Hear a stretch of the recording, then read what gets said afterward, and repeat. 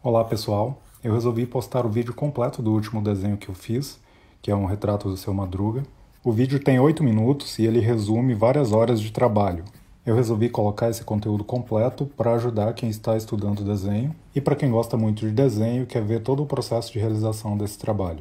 Nesse desenho eu estou usando lápis carvão e folha de papel craft. O carvão não adere tanto à folha quanto o grafite, por isso ele é ideal para fazer esboço, mas não só isso, você pode fazer desenhos totalmente acabados com o carvão. Aqui eu estou copiando a imagem olhando para um monitor e numa escala de 1:1, ou seja, o que tem 1 centímetro na tela é 1 centímetro na minha folha. Como é um desenho rápido, eu não estou seguindo milimetricamente as medidas. E como eu já comentei em outro vídeo, eu começo o esboço com linhas retas. Esse é um método clássico de desenho que facilita muito a execução. Você vai perceber que ao terminar o esboço com essas linhas retas, eu já terei todas as referências necessárias para fazer o meu desenho. E para agilizar, as linhas curvas que são mais fáceis, eu já faço no esboço. Para conseguir fazer um esboço limpo como esse, é bom que você comece treinando as várias partes da anatomia do rosto, os detalhes do olho, nariz, orelha, boca, treinar essas partes separadamente. É importante conhecer todas as partes para ter um conjunto harmônico, porque além de só copiar a imagem e ver onde cada linha se encaixa, é bom ter as referências de anatomia para colocar tudo no lugar. Agora que o esboço ficou pronto, eu vou começar a refinar as linhas do desenho. Essa etapa vai ser muito mais lenta e repetitiva. Como a quantidade de efeitos para fazer um bom retrato é imensa, eu gosto de trabalhar por camadas, por etapas. Os tipos de efeito vão variar muito de acordo com a área da figura. Isso é algo que você pode explorar, por exemplo, onde não tem muito detalhe, não coloque mais detalhe do que você consegue ver no seu modelo.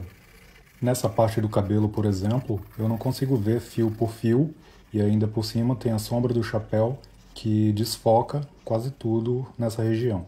Por isso eu usei o fundo esfumaçado e vou acrescentar a textura de cabelo depois.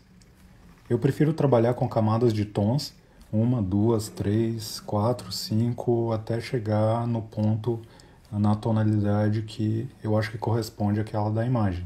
Além disso, eu prefiro ir preenchendo toda a figura com os tons mais básicos, mais claros, e ir avançando aos poucos até chegar à etapa de acabamento. Assim eu consigo equalizar, manter todos os tons no nível correto, tanto os claros quanto os escuros. A menos que você esteja fazendo uma daquelas cópias milimétricas de fotografia, esse é o modo mais prático de desenhar, porque você consegue ir mantendo o equilíbrio e uma das maiores distorções do desenho acontece na diferença de tonalidade, onde você escurece uma área, por exemplo, e gera um volume muito diferente daquele do modelo.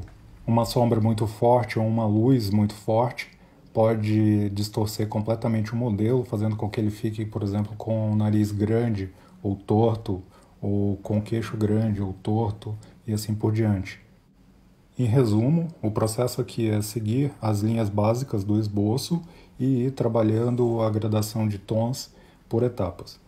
E para um desenho rápido, é mais prático você usar várias ferramentas para obter efeitos variados e não depender só da textura do lápis, onde você teria que ir copiando os tons milimetricamente e isso aumentaria o tempo de execução 10 vezes.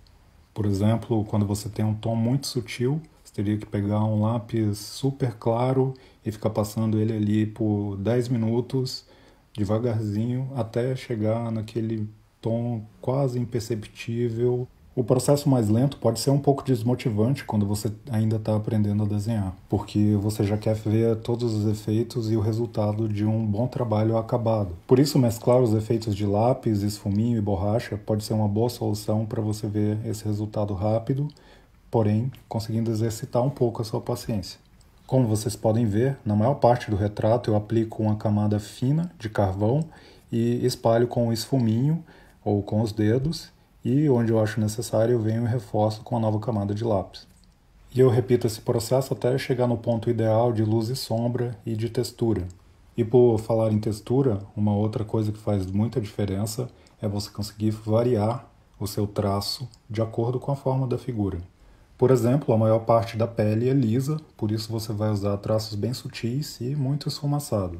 Já nos cabelos, nas rugas, por exemplo, você pode usar traços mais incisivos e marcantes. Nos traços suaves, por exemplo, você não usa nenhuma força no lápis, você só arrasta ele no papel. E repare no movimento e na direção da minha mão. Em geral, eu sempre sigo a forma da figura. Isso ajuda a obter mais efeitos dentro do pequeno espaço que nós temos para trabalhar o nosso desenho. E assim dá para conseguir um resultado realista com bem menos esforço. Uma coisa que pode ajudar muito nos seus desenhos é você olhar para o seu modelo como um escultor olharia. Quando você se concentra no volume das coisas, você entende muito melhor aquilo que você está desenhando. Para o retrato, a forma básica é o crânio. E, em geral, todas as outras pequenas partes vão se encaixar nessa forma geral do crânio, da estrutura óssea da cabeça. E você pode pensar na pele, por exemplo, como um tecido revestindo toda essa estrutura. O crânio projeta as principais áreas de luz e sombra, já a pele acrescenta os efeitos de brilho e as texturas de rugas, por exemplo. Nas áreas maiores da pele do rosto eu vou usar a mesma lógica que eu expliquei para o cabelo. Em geral eu vou deixar tudo mais esfumaçado e sem muitos detalhes. Isso porque essas áreas não devem competir com as outras que são mais detalhadas. Os olhos, o nariz, a boca, a orelha. Isso é uma escolha de estilo, é claro. Porque você pode fazer uma imagem, uma cópia de fotografia, onde todas as partes da imagem têm todos os detalhes, os mínimos detalhes milimétricos. Em geral, eu prefiro um desenho que se pareça mais com um desenho do que com uma fotografia. E um diferencial do desenho é que ele pode imitar melhor a nossa visão, uma vez que nós não temos o foco completo de todas as partes daquilo que estamos vendo. Nós nos focamos em uma região e aquilo fica nítido, e, em geral, o que está em volta é desfocado e embaçado. E isso é uma escolha que você tem que fazer antes de começar o desenho. É melhor você não misturar esses dois tipos de estilo, senão o seu desenho vai ficar confuso. Nesse ponto do trabalho, eu acho que você já consegue visualizar aquilo que eu expliquei sobre a sobreposição de camadas. À medida em que você vai adquirindo prática, você consegue planejar melhor a base do seu desenho, e isso torna muito mais fácil você fazer o acabamento. Isso te ajuda a ter mais sucesso porque elimina a ansiedade de querer ver o efeito de imediato já no começo do desenho. Nessas rugas, por exemplo, eu fiz a tonalidade geral e só depois vim com as sombras que são bem pequenas em pontos precisos. Na boca eu também fiz todo o sombreamento da pele e do volume do rosto antes de acrescentar os pelos do bigode. Assim eu já tenho uma referência para acrescentar toda a complexidade da textura de cabelos. E como vocês podem notar, estou fazendo traços rápidos e meio aleatórios, ao invés de copiar milimetricamente o que eu vejo numa fotografia, por exemplo. Isso já é o suficiente para dar uma naturalidade para o desenho e tornar ele realista. Assim você consegue desenhar com muito mais naturalidade, o processo é bem mais satisfatório, e no fim a imagem não vai ficar com um aspecto congelado como se fosse uma fotografia.